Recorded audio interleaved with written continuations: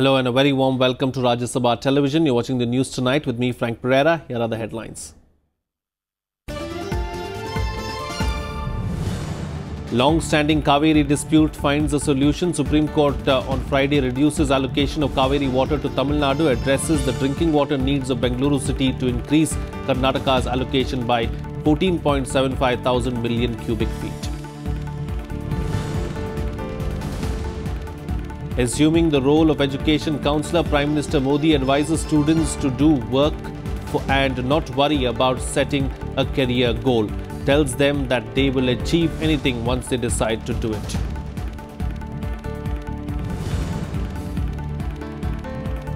Focus on India's growth won't be at the cost of environment, assures Prime Minister Narendra Modi at the World Sustainable Development Summit. Says respect of nature is part of India's culture.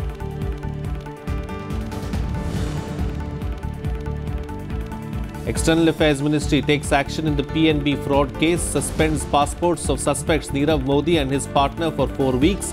Income Tax Department attaches 21 bank accounts of Nirav Modi's company.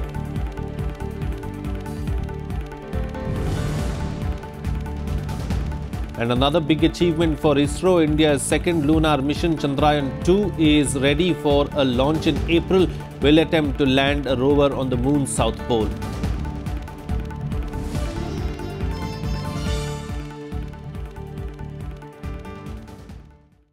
Well, the Supreme Court on Friday pronounced its verdict on the decades-old Kaveri water dispute between Tamil Nadu, Karnataka and Kerala. The apex court ruled that Karnataka will now get an additional 14.75 TMC feet of water. The verdict was welcomed by the centre. Here's more.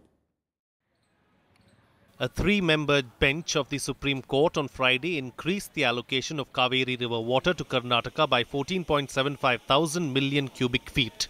The verdict states that Karnataka will now release 177.25 thousand million cubic feet to Tamil Nadu instead of 192,000 million cubic feet awarded by the Kaveri Water Dispute Tribunal. Both the states should be a reason. There is a reason for both the states to be happy. The Karnataka has a special reason to be happy because our liability has been reduced by 14.25 TMC. The drinking water requirement of Bangalore have been fully protected at the moment. Out of a total 740 TMC feet, Tamil Nadu, Karnataka, Kerala and Puducherry will now be annually entitled to 404.25 TMC feet, 284.75 TMC feet, 30 TMC feet and 7 TMC feet of Kaveri water respectively. The court didn't make any change in water allocation to Kerala and Puducherry. In addition to this, 10,000 million cubic feet of water will be used for environment protection and 4 TMC feet will be kept for inevitable leakages into the sea. No, please. Now the Honorable Supreme Court has taken a view. That's all. Now we must find out ways and means to rectify any grievances through legal means. The bench has granted 6 weeks to the centre to come up with a scheme to ensure compliance of its 465-page judgment. It also ordered setting up of a Kaveri water board to look into the timely release of the water to all parties. The verdict will remain in force for 15 years. The centre has welcomed the apex court's verdict. वो शासन के ऊपर बंधनकारक है। सभी राज्यों ने इस निर्णय का आदर करना चाहिए। भारत सरकार की ओर से इसके बाद में भी जहां पानी की तीव्र समस्या आएगी, सूखा आएगा, तो चर्चा के आधार पर हम लोग इस समस्या को सुलझाने की कोशिश करेंगे। On September 20th last year, the bench reserved its verdict on the matter. The long-awaited judgment comes on appeals filed by Karnataka, Tamil Nadu and Kerala against the 2007 award of the Kaveri Water Dispute Tribunal. It said the increase in share of Kaveri water for Karnataka by 14.75 thousand million cubic feet was in keeping with groundwater of 10,000 million cubic feet and 4.75 thousand million cubic feet drinking water requirements of Bengaluru residents. Bureau Report, Rajya Sabha Television. Well, moving on to other news now, India is committed to protecting environment and expects others to also fulfill their commitments. Stating this while inaugurating the World Sustainable Development Summit in New Delhi, Prime Minister Narendra Modi asserted that India is proactively tackling challenges posed by climate change. Over 2,000 delegates from across the world are taking part in the summit. India believes in growth, but it's committed to protecting the environment. That was Prime Minister Narendra Modi's message to the World Sustainable Development Summit 2018. Addressing the delegates in New Delhi, Prime Minister Modi said respect for nature is part of India's culture. India believes in growth, but is also committed to protecting the environment. Friends, it was with this thought that India, along with France, initiated the International Solar Alliance. It already has 121 members. It is perhaps the single most important global achievement after Paris. Sustainable development has been defined as development that meets the needs of the present without compromising the ability of future generations to meet their own needs. The summit aims at creating an action framework to resolve challenges facing developing economies in an era of climate change. Inaugurating the summit, Prime Minister Modi said India has taken several initiatives to achieve sustainable development. Recently, National Geographic's Griddex report of 2014, which assesses the environmental sustainability of consumer choice, ranked India at the top for its greenest consumption pattern.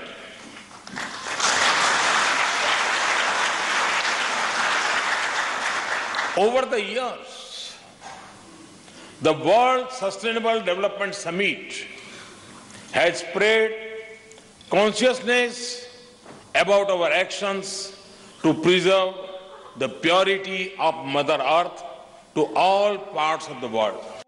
The Prime Minister also raised concerns about water availability and asserted his commitment to ensure that no farm goes without water.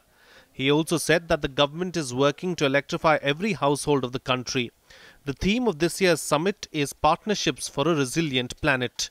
Over 2,000 delegates from across the world are discussing issues like land erosion, effective waste management, prevention of air pollution and climate change at the two-day summit. Navikram Singh's report for Rajya Sabha television.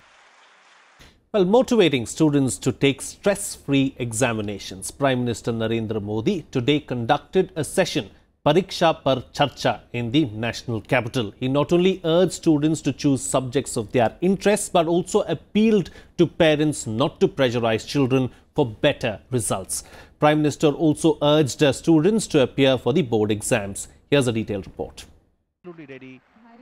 Prime Minister Narendra Modi assuming the role of an education counsellor, offering career advice to thousands of students. At the interactive session, Pariksha par charcha, the Prime Minister answered questions from students, telling them not to get too focused on getting a career. मैं आप सभी नौजवानों से आग्रह करूंगा, ये career नाम का शब्द कुछ बनना तय करके करने से आप गुलाम हो जाते हैं। फिर सारा सोच, दिनचर्या, जीवन, यार, दोस्त सब उसी में सिमट जाता है।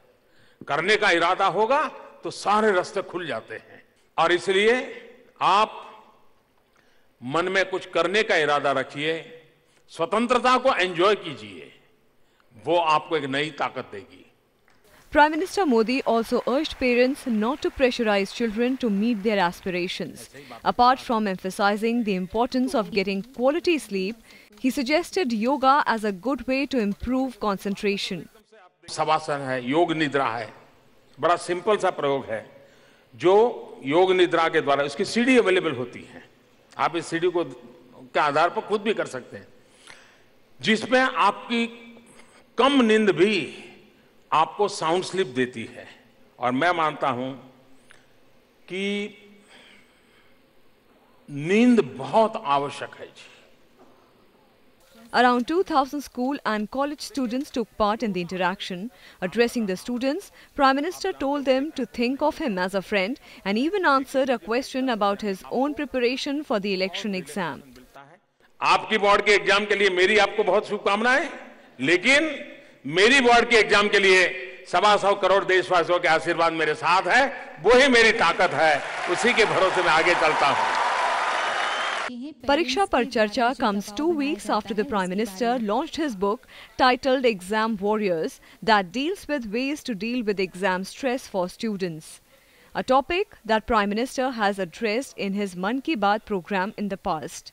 Nearly 20 lakh students are scheduled to take the classes 10th and 12th board exams for 2018. According to 2012 Lancet report, one student commits suicide in India every hour. Panchanan Mishra's report for Rajya Sabha TV. While taking action in connection with the multi-crore fraud involving Punjab National Bank, the External Affairs Ministry today suspended the passports of the suspects Nirav Modi and Mehul Choksi. The Income Tax Department has also attached 21 bank accounts of Nirav Modi's company. The CBI has lodged a fresh FIR against Modi's company and approached Interpol to locate the duo. Here's a detailed report. The External Affairs Ministry on Friday suspended the passports of Nirav Modi and his business partner Mehul Choksi, the main suspects in the Punjab National Bank fraud case, for 4 weeks. The ministry gave them a week to respond why their passports should not be revoked. If they fail to respond within the stipulated time, then we will go ahead with the revocation. This gentleman is not in touch with any of our officials, any of our ME officials, and frankly at this stage we are not aware about his location. The Enforcement Directorate meanwhile continued searches to collect more evidence against Nirav Modi. It also summoned Modi and Choksi in connection with its money laundering probe in the 11,400 crore rupees alleged fraud in PNB. The notices were handed over to the directors for their firms. The CBI also registered a fresh FIR against Choksi and Nirav Modi following a complaint from Punjab National Bank and approached the Interpol with a request to locate them. The agency also carried out searches at 26 places across India after naming 3 companies in a fresh FIR. They also questioned 4 PNB officials in this connection. SBI said it had an exposure of 1,360 crore rupees with respect to a letter of undertaking that PNB issued to Nirav Modi, but doesn't have any direct exposure to the absconding jewellery designer. Akhilesh Suman's report for Rajya Sabha TV. Well, moving on to some other news now, Iranian President Hassan Rouhani is on a 3-day visit to India and visited the famous Qutub Shahi tombs on Friday, the second day of his Hyderabad visit. He later addressed a Muslim congregation at the historic Mecca Masjid. This is Rouhani's second visit to Hyderabad and the first after assuming charge as the President of Iran. While the first 2 days of his trip have been about art and culture and meeting with Iranian nationals living in India, formal bilateral talks will take place on Saturday. The Iranian President will hold talks with Prime Minister Narendra Modi in the national capital, and both sides will review the progress achieved in bilateral relations, especially on the Chabahar port, as New Delhi is keen to take over operations.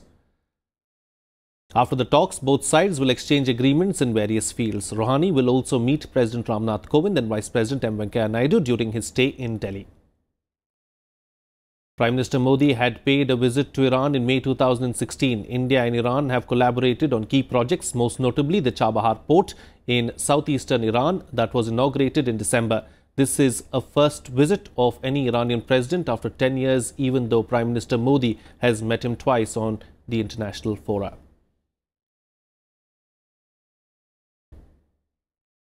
Well, let's now get you the latest from the poll-bound states of the Northeast.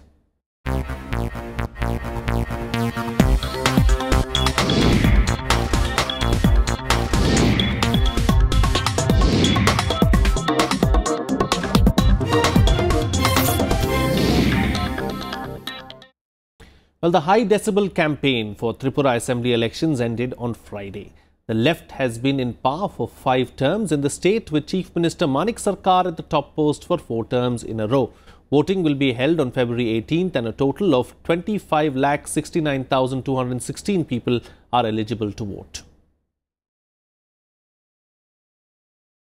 Well, the BJP on Friday approached the Election Commission alleging that the ruling CPM in Tripura is spreading rumours to mislead the voters. The BJP alleged that evidence in past elections indicate mass-scale rigging by CPM. The party claimed that the CPM had subverted electoral processes by spreading rumours, intimidating voters and unleashing violence.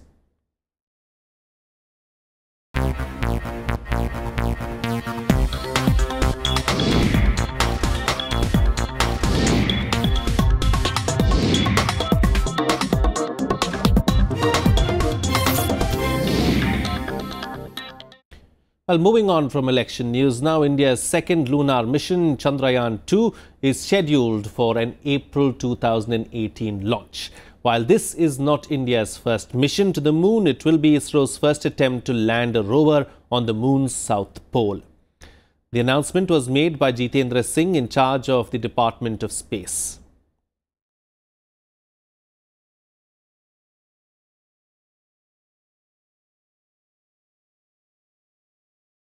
Well, it's time for a short break now, but news and updates will continue on the other side. Stay tuned. We'll be right back.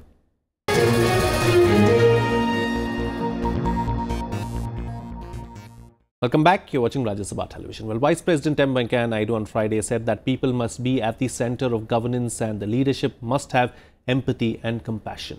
While addressing the 24th Sri Chitra Tirunal Memorial Lecture in Thiruvananthapuram, he added that a democratic government has to be vigilant, watchful and open to new trends. The Vice President further said that an attitude of constant reform, transformative visionary leadership can make a difference. Naidu called Sri Chitra Tirunal an icon of good governance embodying the essence of Indianness. He also called Sri Chitra Tirunal a shining example of wise and progressive leadership who made an immense contribution to India's glorious history. Gandhiji and Dr. Ambedkar had very tenaciously fought the social evil of untouchability and has made this a major plank and integral part of India's freedom movement. Social justice and inclusion were a part of the genesis of independent India. We could not have had a really free nation with a seizable, unfree population.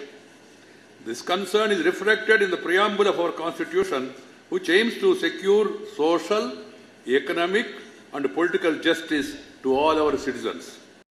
Well, in other news now, Bihar Assembly building in Patna is all decked up for the 6th Commonwealth Parliamentary Association Conference that kicked off on Friday. However, Lok Sabha Speaker Sumitra Mahajan will formally inaugurate the CPA meet on Saturday. The 3-day conference will see delegates from all states and both houses of Parliament to talk about a host of legal and constitutional issues and their impact on the functioning of the government. A number of legislators from foreign nations are also expected to participate in the event being hosted in Bihar for the first time. We are a globalized village, and many of the issues are very similar. I was coming in today, your Honourable Speaker was telling me about climate change. Those are issues also facing other parliaments across the world. There are issues around migration, there are issues around security and prosperity. All of those issues face parliamentarians wherever we are in our Commonwealth. And bringing parliamentarians together to exchange ideas on how their societies are addressing these problems, help us to create a pool of expertise and also what works, what could be done better, but also carved out from the global experiences of what we are all seeking to do for our societies, which are to create stable and prosperous and secure societies. Meanwhile, in a big boost for the government's cleanliness drive, the number of people in rural India defecating in the open has come down to 25 crore as against 55 crores in 2014. Revealing the figures, Drinking Water and Sanitation Minister Uma Bharti said that Swachh Bharat Mission is the largest behavioral change program ever attempted. She said the country is witnessing a sanitation revolution and 9 states have already been declared open defecation free, while 15 more states are likely to be declared ODF by next month. She said that the government is now aiming for ODF Plus, which will include beautification of villages, availability of clean drinking water and skill development. जो गांव, जो जिले, जो प्रांत ODF हो जाएं, वो अब ODF Plus की ओर जाएं।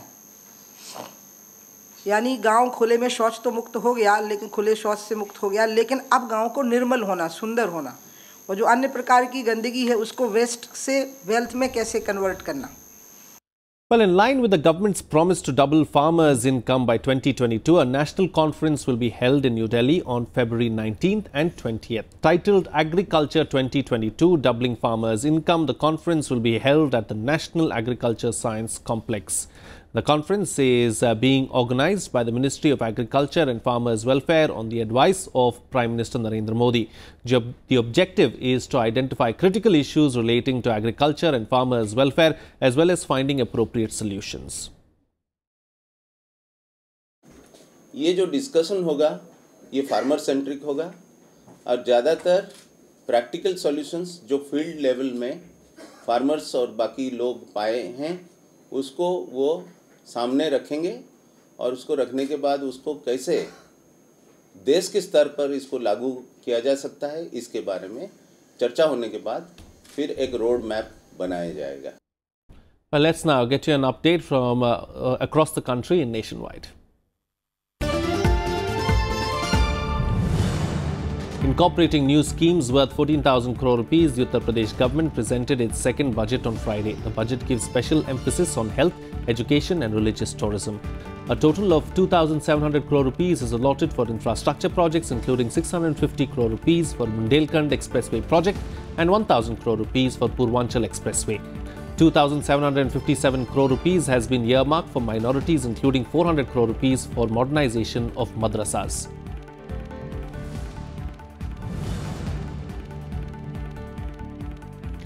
The National Green Tribunal directed the Delhi and Haryana governments to hold a meeting to resolve the issue of high ammonia content in the water being provided to the national capital. The tribunal court asked the chief secretaries of Delhi and Haryana to meet on the 20th of February and solve the dispute regarding pollutants in the water. The order came after both the parties suggested a meeting to settle the issue.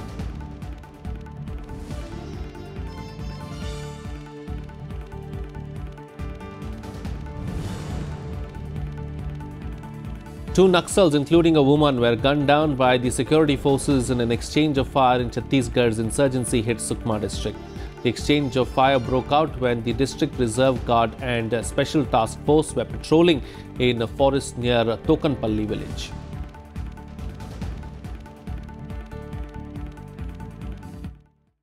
Well, let's now shift focus and bring you up to date with some news from around the world in Global Buzz. The US Senate has failed to advance any legislation to protect dreamer immigrants. The Senate fell short of the 60 votes needed to move forward on 4 proposals, including one backed by President Trump and 2 bipartisan measures. The series of votes came after Trump slammed the leading bipartisan proposal as a total catastrophe and the White House threatened to veto the bill.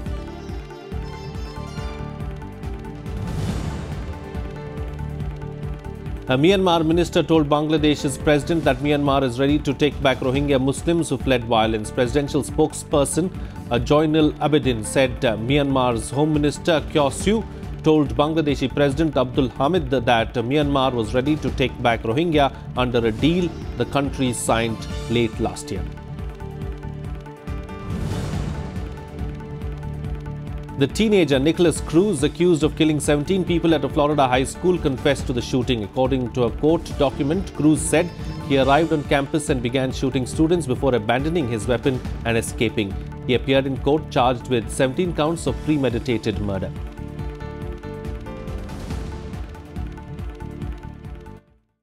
And finally, some sports news now, where the Indian women's cricket team shines again, beating South Africa by 9 wickets in the second T20 cricket match at Buffalo Park in East London.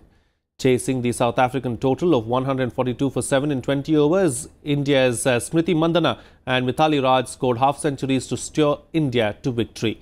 After today's impressive win, the Indian women have taken a 2-0 lead in the 5-match T20 series.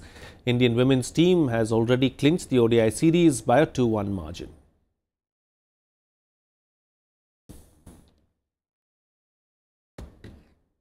Well, that's it on this newscast. Good night.